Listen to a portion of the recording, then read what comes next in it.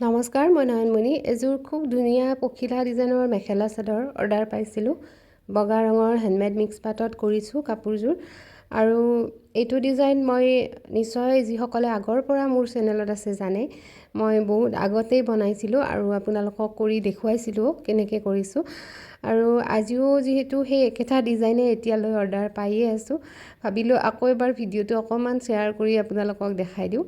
মই বগা ৰঙৰ হেণ্ডমেড মিক্স পাটৰ মেখেলা চাদৰ এযোৰ লৈছোঁ আৰু ইয়াতে কেমেলৰ এক্ৰিলিক কালাৰ ব্যৱহাৰ কৰিছোঁ। আৰু এইযোৰ মই কৈছোঁৱে, যিহেতু মই বহুত আগতেই বনাইছিলোঁ ভিডিঅ'টো, সেই আগৰ ভিডিঅ'টোৱে শ্বেয়াৰ কৰিছোঁ এবাৰ। তাৰমানে এতিয়া যিটো বনাইছোঁ তাত অকণমান নতুন কালাৰ এটা দুটা এড কৰিছোঁ। আগৰযোৰত মই অলপ লাইট পিংক কালাৰ লৈছিলোঁ আৰু এইবাৰৰ যোৰত অলপ পিংক কালাৰটো ডাৰ্ক কৰি দিছোঁ। আৰু ইয়াতে ব্ৰাছ লৈছিলোঁ মই 5 নম্বৰ ৰাউণ্ড ব্ৰাছ।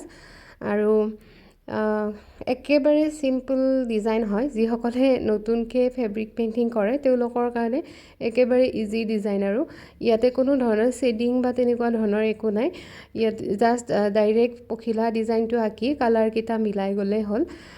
আপোনালোকৰ বহুতেই কৰিছে, মই দেখিছোঁ। মই যেতিয়া কাপোৰযোৰ কৰিছোঁ তাৰপিছত বহুতেই কৰিছে। কিছুমানে আকৌ মোক মেছেঞ্জাৰত ফটোও দিছে আপোনাৰ ডিজাইনটো চাই বনাইছোঁ বুলি।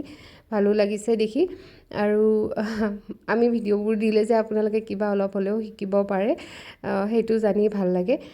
আৰু আপোনালোকৰ যিসকলে আজি নতুনকৈ চাইছে মোৰ চেনেলটো প্লিজ ছাবস্ক্ৰাইব কৰি দিব, কাৰণ মেখেলা চাদৰ বনোৱা খুব ধুনীয়া ভিডিঅ'বোৰ মই মোৰ চেনেলত লগতে মোৰ ফেচবুক পেজত দি যাওঁ।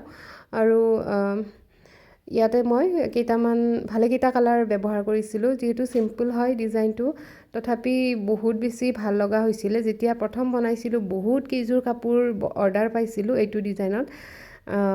আৰু মই যিহেতু ভাল কোৱালিটিৰ কাপোৰত কৰোঁ, সেইবাবে প্ৰাইচটো আপুনি অলপ বেছি হ'ব।